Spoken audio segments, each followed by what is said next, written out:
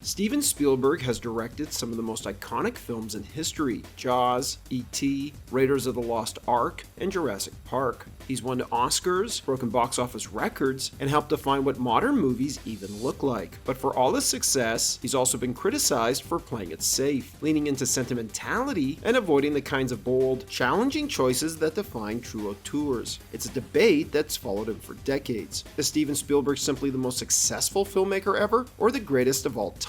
To find out, let's take a closer look to see if Steven Spielberg really is the GOAT or just overrated. Before we can crown anyone the GOAT, we have to first define the criteria. When it comes to filmmakers, that means looking at cultural impact, box office and critical success, longevity, awards, and most importantly, the craft itself, how they actually direct and use their camera. The 1970s were a director's era, shaped by morally ambiguous characters, downbeat endings, and a spirit of artistic rebellion. Spielberg wanted to be a part of that movement, so when he was offered Jaws, he hesitated. He didn't want to be known as a shark and truck director following Duel.